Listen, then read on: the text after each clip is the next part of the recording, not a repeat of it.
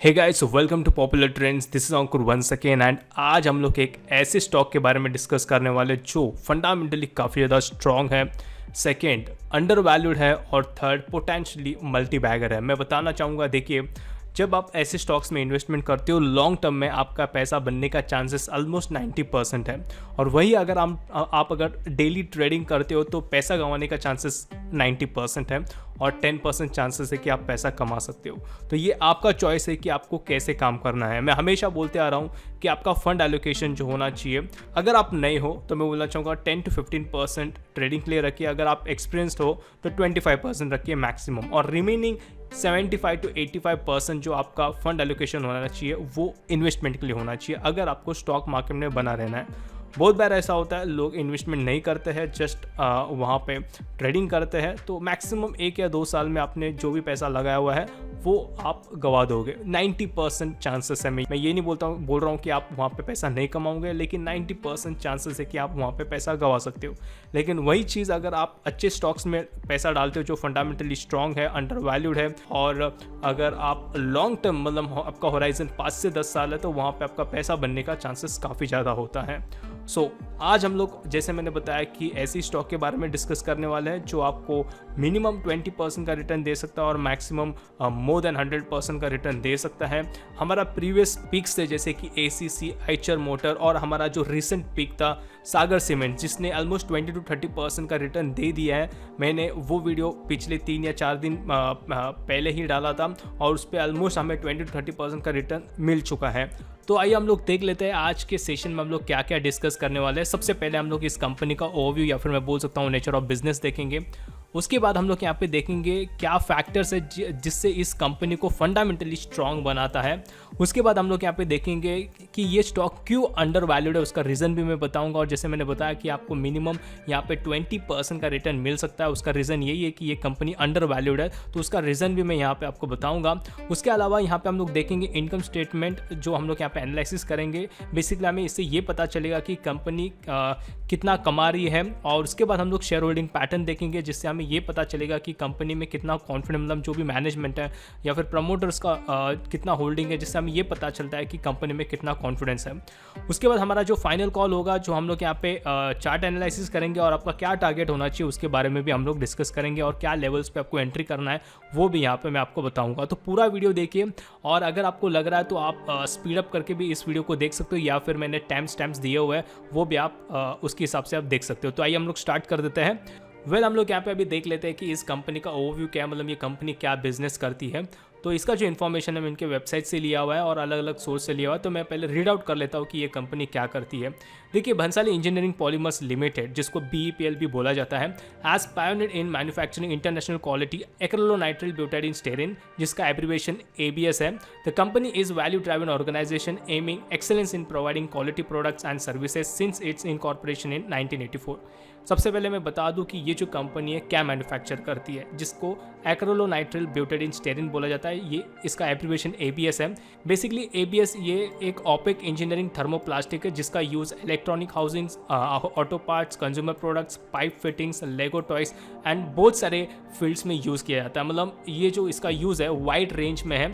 उसके अलावा अगर हम लोग देखेंगे इस कंपनी का जो रेवेन्यू ब्रेकअप अगर हम लोग देखेंगे, मोस्टली जो रेवेन्यू 70% जो रेवेन्यू आ रहा है वो ABS से आ रहा है, और उसके अलावा जो प्लास्टिक ग्रैन्यूल्स है उससे 29% आ रहा है। तो मैं बोल सकता हूँ ABS इनका ये मेन प्रोडक्ट है। तो आई होप आपको ये समझ में आएगा कि ये कंपनी क्या करती है। अगर आपको और इन्फॉर्मेशन चाहिए तो आप इसके वेबसाइट पे जा सकते हो।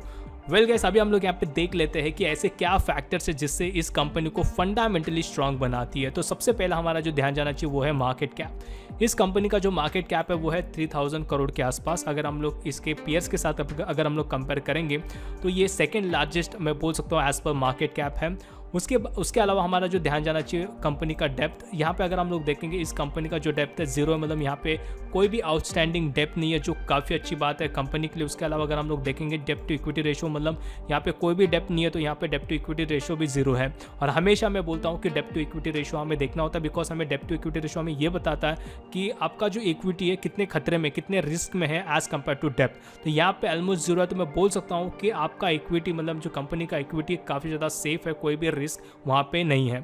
उसके बाद हमारा जो ध्यान जाना चाहिए वो है ROE रिटर्न ऑन इक्विटी, जहाँ पे अगर हम लोग देखेंगे 64% है ऑन एवरेज। अगर हम लोग इसके अगर पीएस के साथ कंपेयर करेंगे तो ROE ऑन एवरेज से ज़्यादा है 64%। अगर आप वॉरेन बफेट को फॉलो करते हो तो आपको पता होगा, उन्होंने यही बताया हुआ है जो ROE है मतलब रिटर्न ऑन इक्विटी एवरेज से ज़्यादा है तो हम लोग उस कंपनी को प्रीफर कर सकते हैं। तो यहाँ पे अगर हम लोग देखेंगे ROE विच इज़ अराउंड 64%, जो ऑलमोस्ट मैं बोल सकता हूँ एवरेज से ज़्यादा है, तो हम लोग इस कंपनी को प्रीफर कर सकते हैं। EPS भी अगर हम लोग देखेंगे 20 रुपीज़ है और काफ़ी अच्छे से इसमें ग्रोथ दिखाई दिया है EPS में। और यहाँ पे अगर हम लोग रिटर्न ऑन एसेट्स देखेंगे विच इज़ अराउंड 46.7%, जो मैं बोल सकता हूँ ऑन एवरेज इसके पीएस के साथ अगर हम लोग कंपेयर करेंगे काफ़ी अच्छा है। और यहाँ पे ये कंपनी डिविडेंड यील्ड भी दिया हुआ है ऑलमोस्ट 0.55% का, मतलब ये कंपनी डिविडेंड भी पे करती है। तो मैं बोल सकता हूँ ओवरऑल इस कंपनी का जो फंडामेंटल्स है काफ़ी ज़्यादा स्ट्रॉन्ग लग रहा है। अब आगे हम लोग देखेंगे ये कंपनी क्यों अंडर वैल्यूड है। तो अभी हम लोग यहाँ पे देख लेते हैं कि ये जो कंपनी है क्यों अंडर वैल्यूड है। और जैसे मैंने पहले भी बताया हुआ है कि यहाँ पे आपको मिनिमम 20% का रिटर्न मिल सकता है बिकॉज ये कंपनी अंडर वैल्यूड है। लेकिन क्या फैक्टर्स होते हैं जिससे ये कंपनी हम लोग बोल सकते हैं कि अंडर वैल्यूड है। तो सबसे पहले हमारा जो ध्यान जाना चाहिए वो है पी रेशो। तो इस कंपनी का जो पी रेशियो वो है 9, और वही अगर हम लोग इंडस्ट्री पी देखेंगे वो है 21 के आसपास। तो मैं बोल सकता हूँ कंपनी का जो पी है कम है as compare to industry P. तो मैं बोल सकता हूँ यहाँ पे एज पर पी रेशो ये कंपनी अंडर वैल्यूड है। ये पहला रीजन हुआ। सेकेंड रीजन इसका इंट्रिंसिक वैल्यू। देखिए ये जो इन्फॉर्मेशन है मैंने टिकर टेप से लिया हुआ है, जो काफ़ी मुझे लगता है काफ़ी लोगों को पता होगा। तो यहाँ पे उन्होंने मेंशन किया हुआ है current price is less than intrinsic value. मतलब मैं बोल सकता हूँ जो अभी फिलहाल जो करंट प्राइस है वो कम है as compare to intrinsic value. और इसका इंट्रिंसिक वैल्यू कितना है तो मैं यहाँ पे आपको बता दूँ। यहाँ पे देखिए इसका इंट्रिंसिक वैल्यू 378 है और इसका करंट प्राइस कितने पे चल रहा है 181। तो मैं बोल सकता हूँ ऑलमोस्ट मैं बोल सकता हूँ 100% डिस्काउंट पे चल रहा है। तो इसके लिए मैं यहाँ पे बताया कि आपको मिनिमम 20% का रिटर्न मिल सकता है अगर समझ लीजिए इस कंपनी के लिए हर एक चीज़ राइट वे में जाती है। तो इसका ये दो रीज़न है कि मैं बोल सकता हूँ कि ये कंपनी अंडर वैल्यूड है।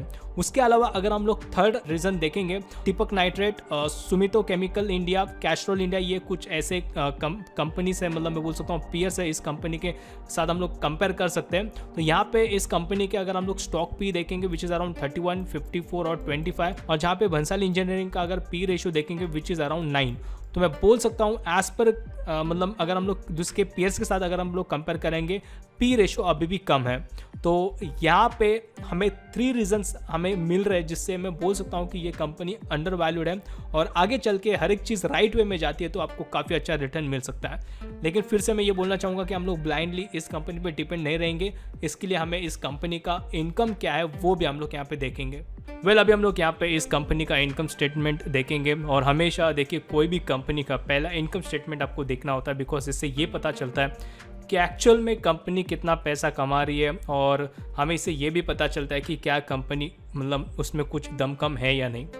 तो यहाँ पे अगर हम लोग देखेंगे पहला हमारा जो ध्यान जाना चाहिए इस कंपनी का रेवेन्यू पे। मैं पहले यहाँ पे बता दूँ इस कंपनी का जो रेवेन्यू था 2018 में 202 करोड़ का था, मतलब जो भी नंबर्स हैं यहाँ पे करोड़ में है तो 202 करोड़ का था। और वही अगर हम लोग मार्च 2021 में देखेंगे 473 करोड़ का हुआ है। तो मैं बोल सकता हूँ यहाँ पे मोर देन 100% का ग्रोथ सेल्स में हमें देखने मिल रहा है।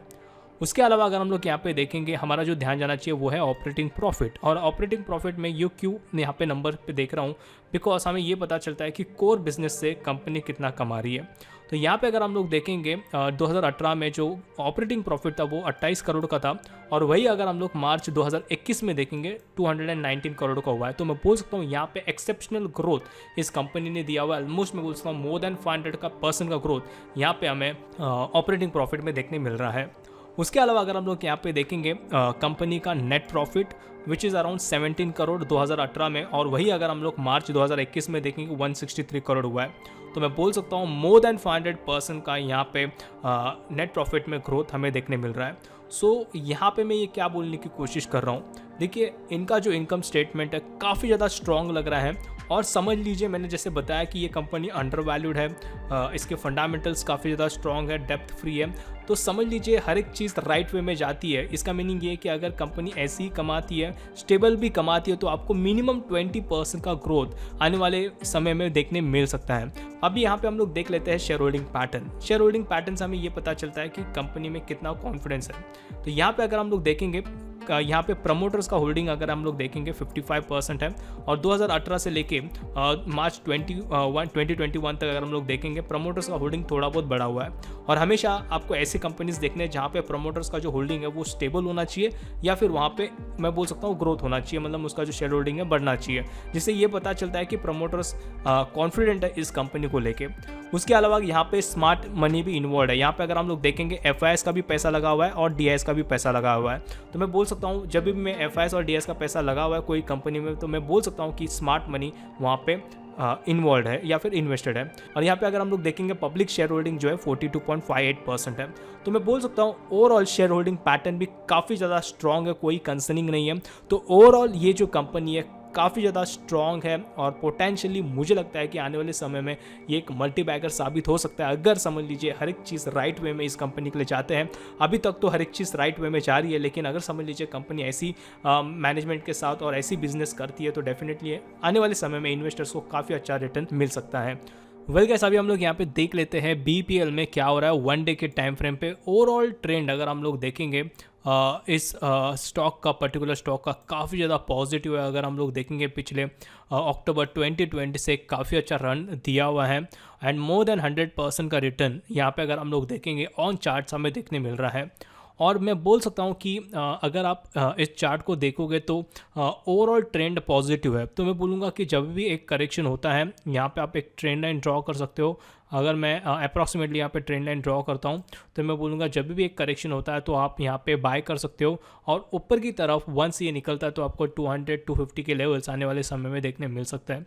तो ऑन दी चार्ट्स भी काफ़ी अट्रैक्टिव लग रहा है, तो डेफिनेटली ध्यान दीजिए।